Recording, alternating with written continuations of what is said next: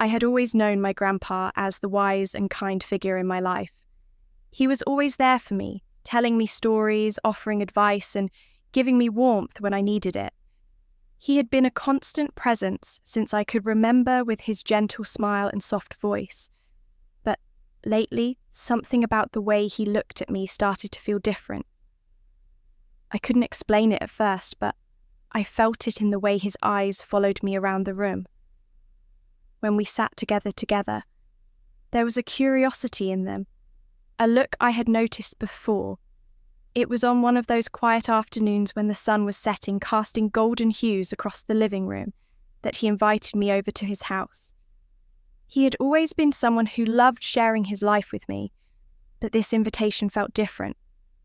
Grandpa wasn't the kind of person to just call me over for no reason. I had no idea what he wanted, but I could feel something in my gut telling me that this wasn't going to be a regular visit when I arrived at Grandpa's house.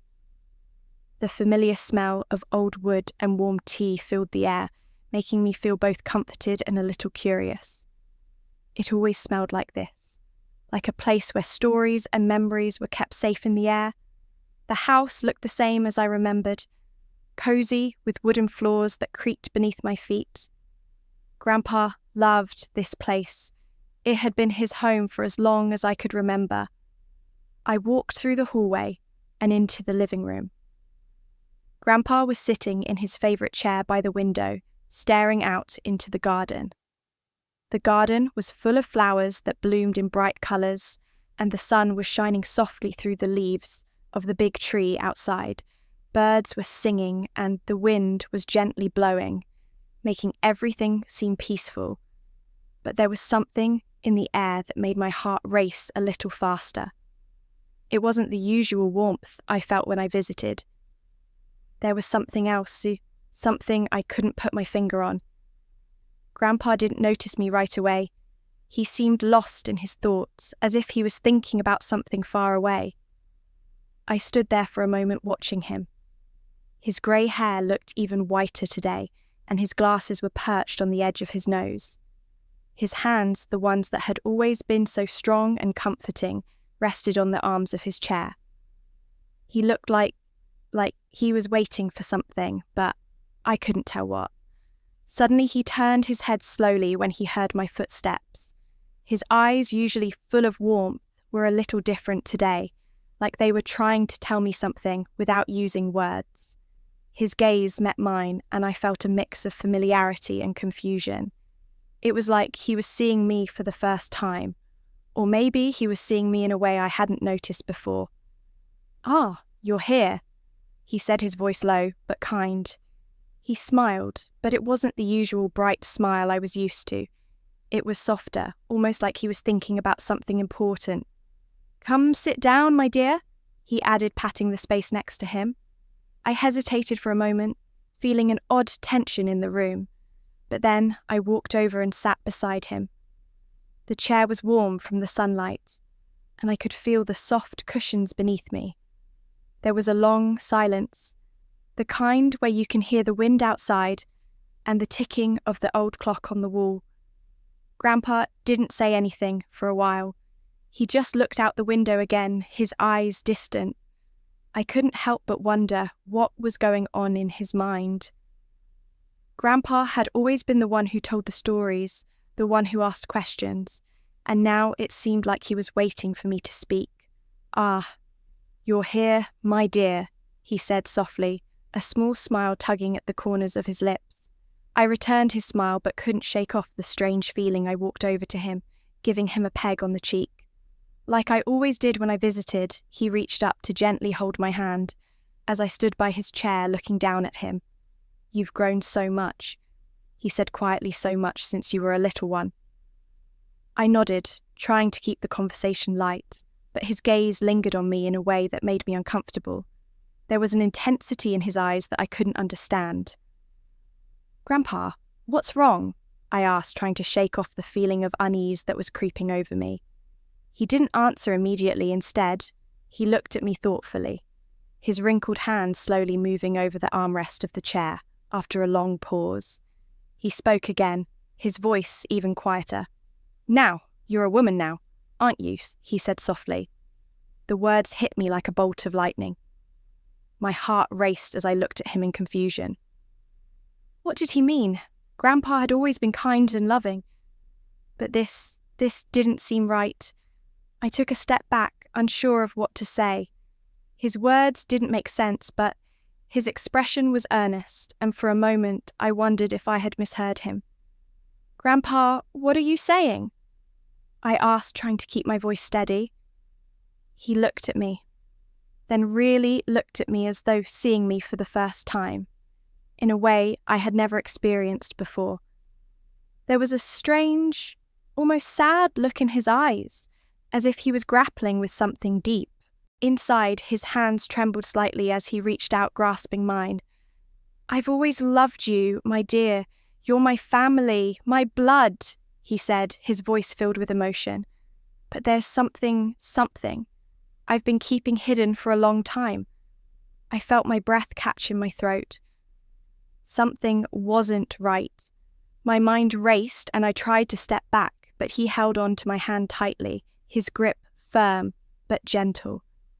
I could feel his strength, the years of experience, the weight of his presence.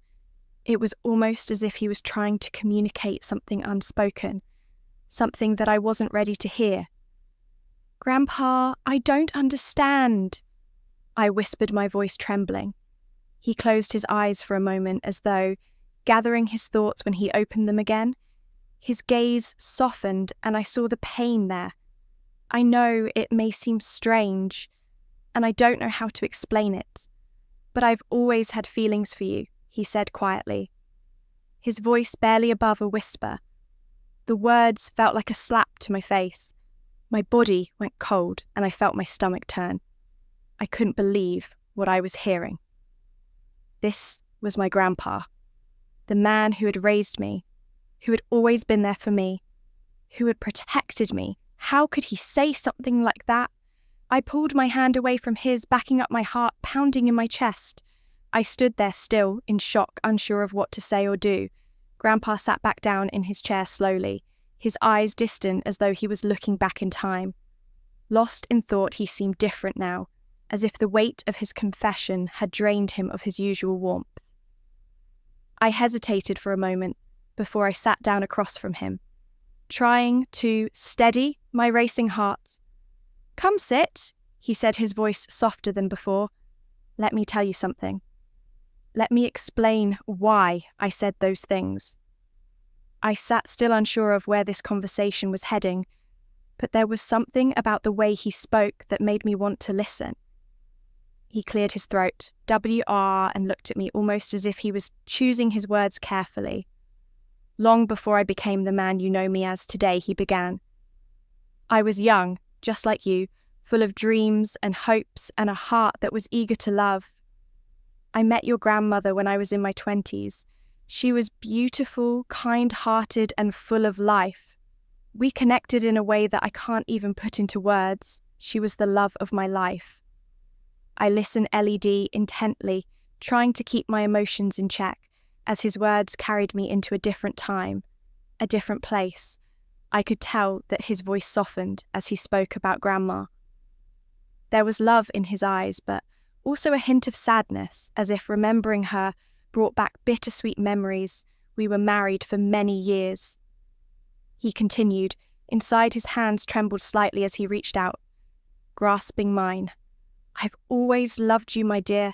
You're my family, my blood," he said, his voice filled with emotion. "But there's something I've been keeping hidden for a long time." I felt my breath catch in my throat. Something wasn't right. My mind raced and I tried to step back, but he held on to my hand tightly, his grip firm but gentle. I could feel his strength, the years of experience, the weight of his presence. It was almost as if he was trying to communicate something unspoken, something that I wasn't ready to hear. "Grandpa, I don't understand," I whispered, my voice trembling. He closed his eyes for a moment as though, gathering his thoughts. When he opened them again, his gaze softened and I saw the pain there. "I know it may seem strange, and I don't know how to explain it. But I've always had feelings for you, he said quietly, his voice barely above a whisper. The words felt like a slap to my face. My body went cold and I felt my stomach turn. I couldn't believe what I was hearing. This was my grandpa, the man who had raised me, who had always been there for me, who had protected me. How could he say something like that? I pulled my hand away from his, backing up my heart pounding in my chest. I stood there still in shock, unsure of what to say or do. Grandpa sat back down in his chair, slowly, his eyes distant, as though he was looking back in time. Lost in thought, he seemed different now, as if the weight of his confession had drained him of his usual warmth. I hesitated for a moment before I sat down across from him, trying to steady my racing heart. Come sit. He said, his voice softer than before. Let me tell you something. Let me explain why I said those things. I sat still, unsure of where this conversation was heading, but there was something about the way he spoke that made me want to listen. He cleared his throat WR and looked at me almost as if he was choosing his words carefully. Long before I became the man you know me as today, he began. I was young, just like you, full of dreams and hopes, and a heart that was eager to love. I met your grandmother when I was in my 20s. She was beautiful, kind-hearted, and full of life. We connected in a way that I can't even put into words. She was the love of my life. I listened, LED intently, trying to keep my emotions in check as his words carried me into a different time, a different place. I could tell that his voice softened as he spoke about Grandma.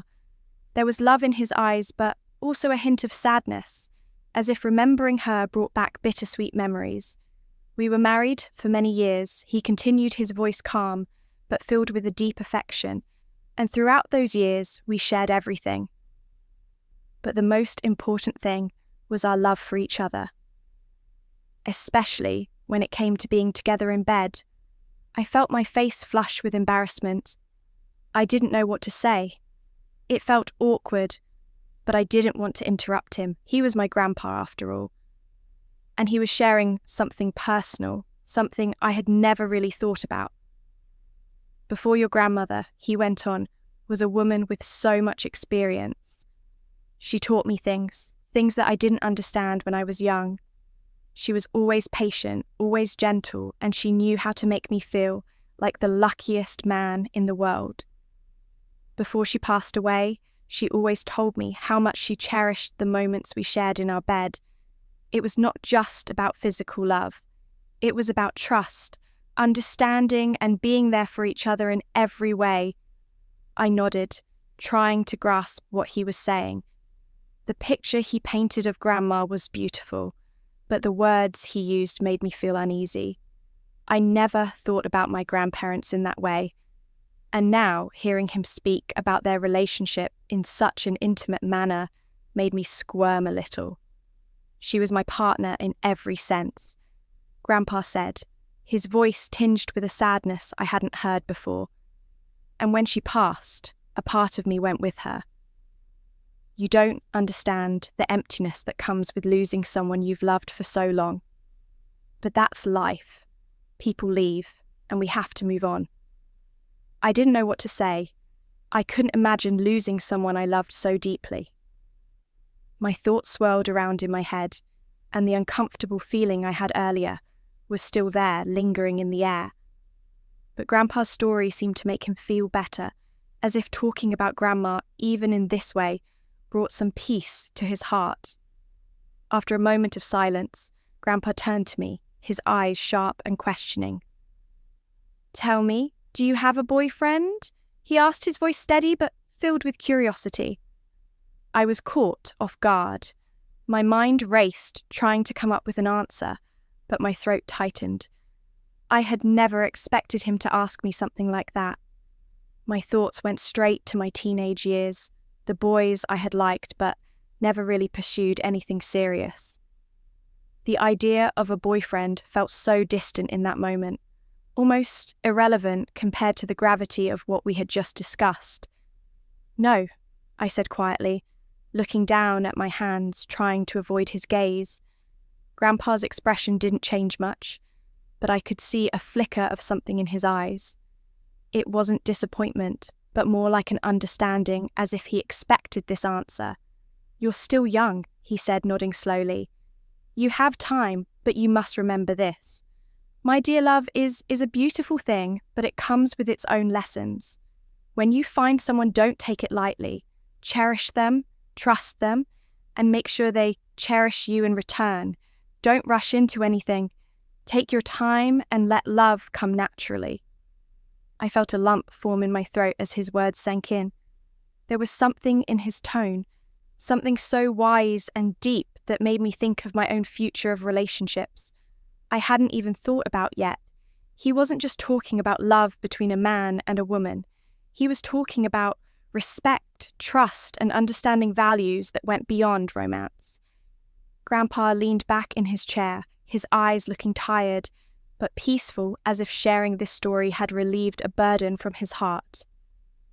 "I never wanted you to feel uncomfortable," he said, his voice quieter now. "I just wanted you to understand that love is more than what you see in the movies. It's more than just the good times. It's about knowing each other deeply and being there for one another through it all." I sat there for a long time, processing everything he had shared. His words had made me think about love in a different way, something deeper and more meaningful than I had realized, but there was still an odd feeling in my chest, something that made me uneasy, as if I wasn't quite sure where to place everything he had said. He then went on and said, "I have a favour to ask, my dear." I was a little surprised, but I nodded for him to continue. He hesitated for a moment, then spoke again. "It's been a long time since I felt the touch of a lady, but you're different, you're calm, understanding, and you always listen to me. You understand me better than most." I wasn't sure where this conversation was going, but I stayed silent, waiting for him to explain. Grandpa leaned forward, his eyes filled with sincerity. "I want to guide you for the future, especially when it comes to relationships, when you find a boyfriend or husband.